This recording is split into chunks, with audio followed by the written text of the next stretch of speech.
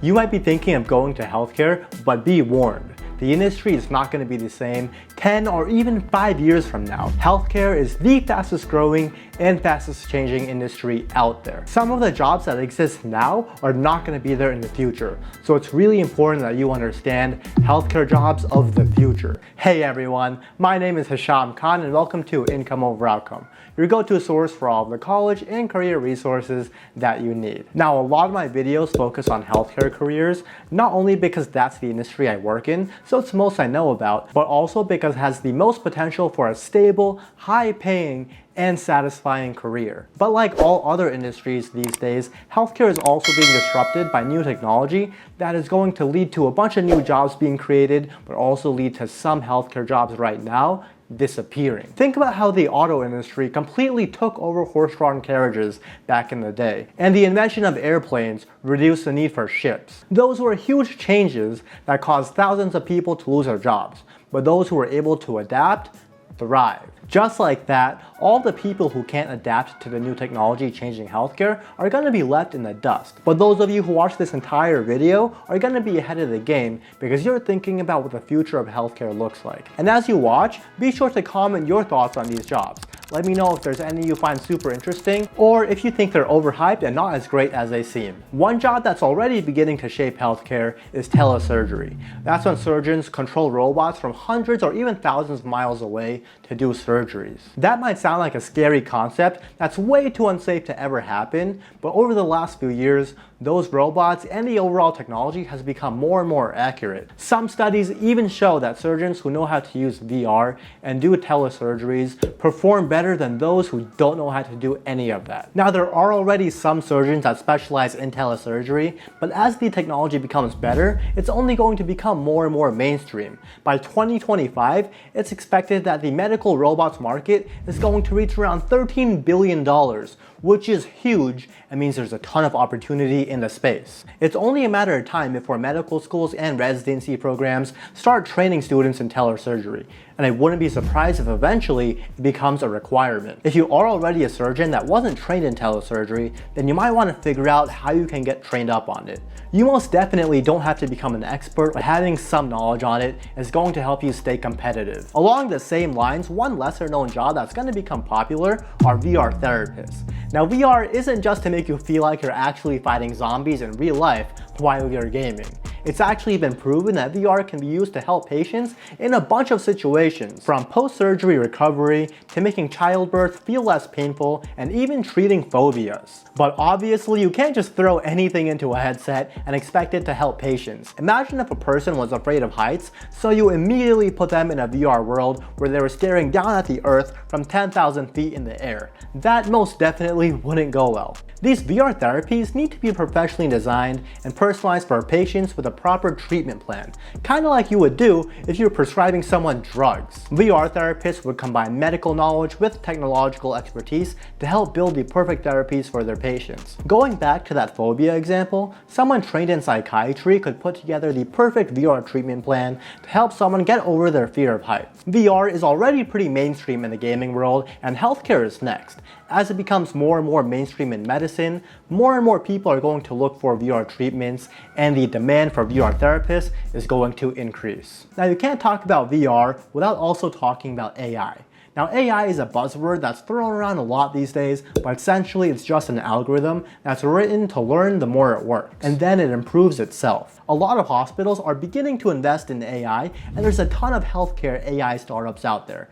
That's because AI can be used with medical data to help doctors make decisions and make the hospital's operations run more smoothly. But medical data is really complicated, so like in other industries, you can't just expect a healthcare AI platform to build a perfect algorithm just by learning from the data. That's where deep learning experts come in. They combine medical expertise with computer science knowledge to make sure that the AI doesn't have any biases with the data, is built to do exactly what it needs to do, and if it's not, They'll make the changes needed to make sure the AI is working as it should. On that note, what you should be doing is making sure that like button is hit and that subscribe button is clicked. Because if they aren't, then how are you going to keep up with all of my videos? Now, like I was saying earlier, AI can be used for so much in healthcare, from finding patterns in patients' medical records to analyzing body scans. Even imagine a completely autonomous emergency drone that uses AI to find the best path to get a patient to safety. The possibilities of AI in healthcare are endless, which is why AI is front and center for all healthcare organizations to invest in.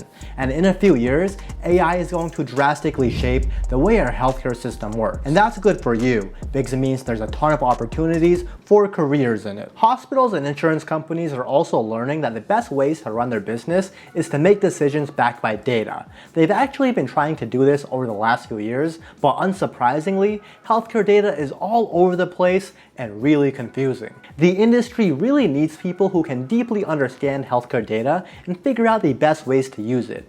That's why one of the top jobs in the future of healthcare are health data analysts. If you keep up with my channel, then you know that in general, data is one of the best fields to go into. And when you combine that with a booming industry like healthcare, it makes the perfect recipe for a great career. Because data is the backbone of the healthcare industry, analysts can work in a bunch of different areas.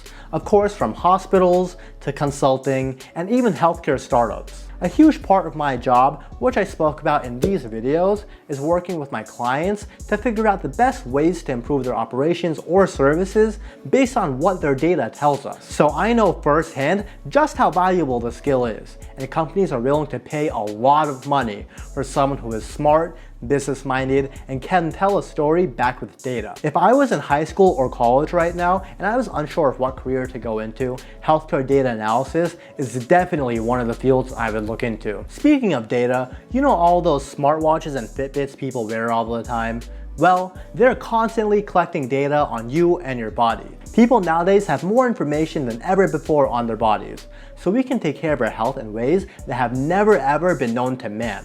But to do that, you really need someone who understands what all that information means, which is where lifestyle strategists come in. Think about how nutritionists know everything about food and diets to help their patients become healthier, while lifestyle strategists are a similar concept. They help their patients understand all the data being collected by their devices and then help them create personal lifestyle changes, diets, and even workout plans. It's the most personalized form of healthcare you could possibly get, and the fact is that wearable devices are expected to exceed over 1 billion, which means a huge percent of the people on Earth are going to own things like smartwatches, meditation headbands, and food scanners. Right now, pretty much only wealthy people can afford lifestyle strategists since it's pretty costly because it's not that mainstream. But as more and more people are interested in personalized health, demand is going to increase and the costs are going to become lower. Health insurance companies are also trying to get ahead of the trend of giving more personalized care to patients.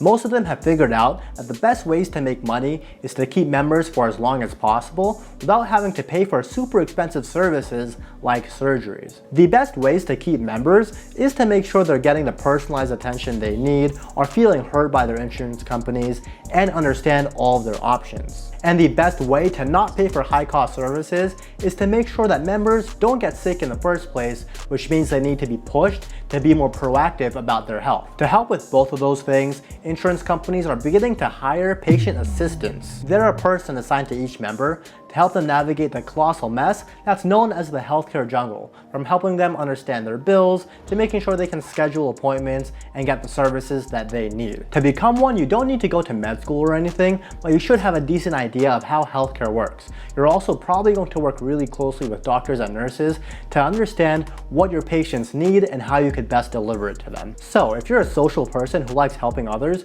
becoming a patient assistant might be the perfect thing for you. One of the most futuristic jobs in healthcare is bioprinting. It's pretty much like 3D printing, but instead of using plastic to make things, you use cells and biomaterials, which means you can pretty much make anything for your body. Experts say that we'll have an entire bioprinted animal heart in about 12 years. So while it's still really early in the space, there's a ton of research going on, and the ultimate goal is that we'll be able to bioprint entire human organs to help people who are on transplant lists. So bioprinting is another great field to look into if you're interested in medicine and want to be involved in something that can completely revolutionize the industry. Let me know which one of these jobs you think is coolest, and be sure to check out incomeoveroutcome.com. If you haven't liked or subscribed, make sure you do that, and I'll see you next time. But until then, peace.